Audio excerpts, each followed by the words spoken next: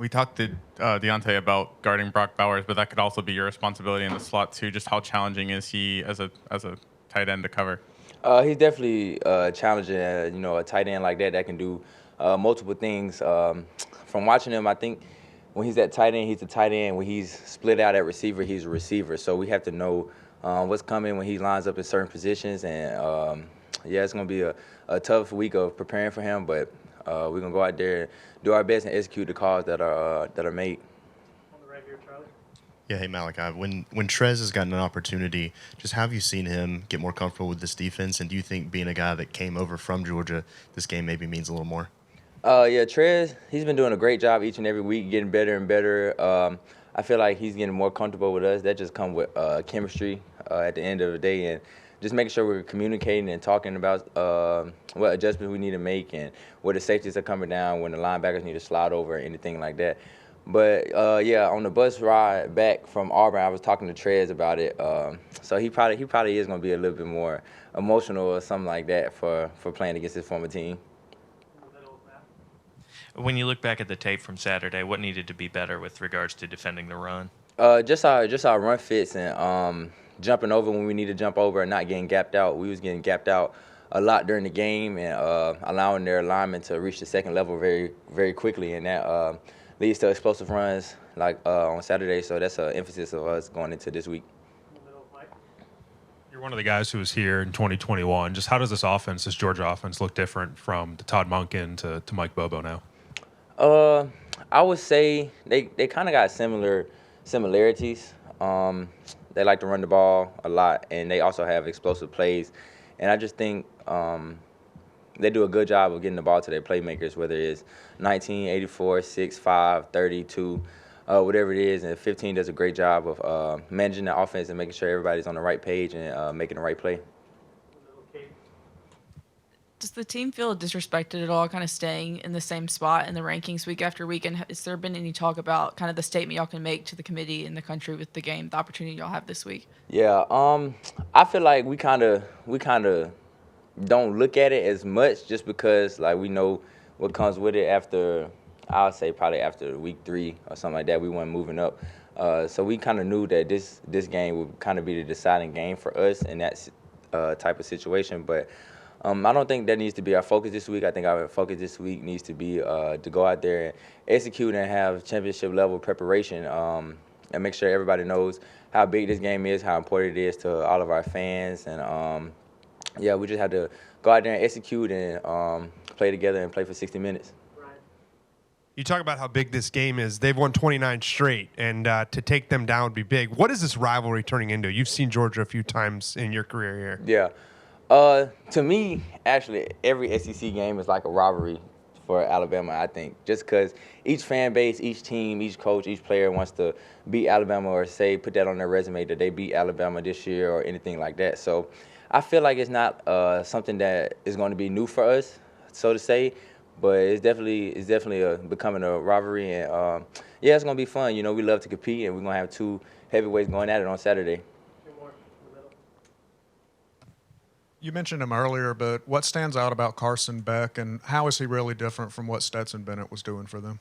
I would say Carson Beck, he does a great job of, like I said earlier, just putting the ball in his playmakers' hands. That's from him reading the run option, riding the run option out and making a pass on the RPOs, or if that's placing the ball only where his receivers can catch it. That's the biggest thing I've seen from him on film. You mentioned getting better in the run fits. That the passing play that resulted in the touchdown. Kind of what happened there? Was that a miscommunication with you and Kool-Aid, or on the wheel? Yeah, on the wheel. Oh yeah, it was me.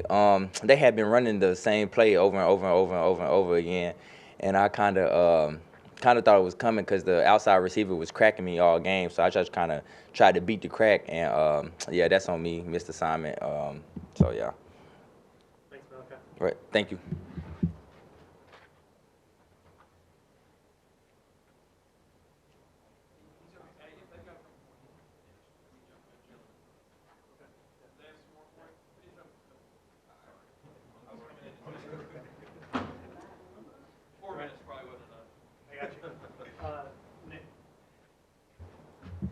Sorry, Nick.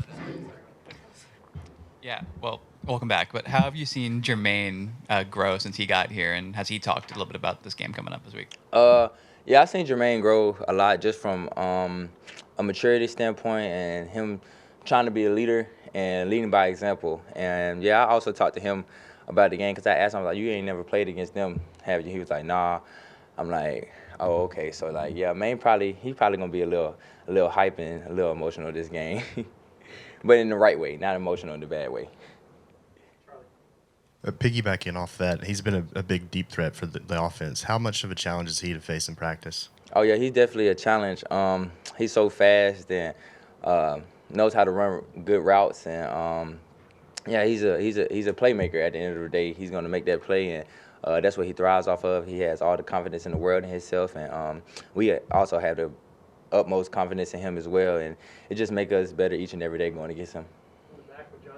As Coach in Lawson, about playing with emotion, and obviously that environment that you guys were in last Saturday was so pressure packed, and how difficult is it to use that passion as fuel, but at the same time making sure you guys aren't taking dumb flags or putting your team behind the sticks in advantageous situations? Yeah, that's what it comes down to when Coach always talks about play with emotions, but don't be emotional. So like, in a tough rivalry game like that, high intensity game like that, you just have to make sure you're keeping your composure, because things can get a little heated out there at times. And yeah, you just always have to put the team first and make sure that you're not hurting the team with any dumb decision that you make.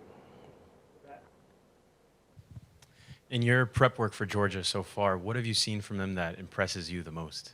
I would say their ability to run the ball, but also their passing game and how they use Brock Bowers. They line him, like I said earlier, line him up in the Sierra at tight end, line him outside and the number one receiver, line him up in the slot.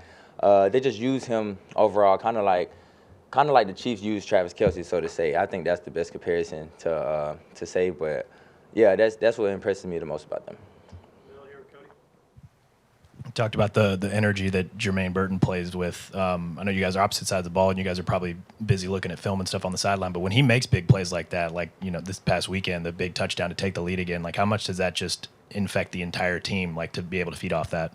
Yeah, it come down to momentum. Anytime we have a big play, especially from the offense, we feel like as a defense, it's our job to go out there and get the ball back to them as quick as possible so they can stay in the rhythm and we can keep our momentum in the game. And that's what we try to do whenever the offense have a big play, but we love to see them go out there and execute big plays and definitely take the top off the defense.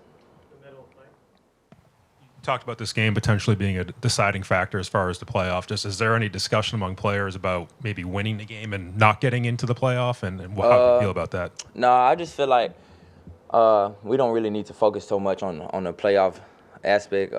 Everything will take care of itself after this game, and that's what our focus needs to be on this week.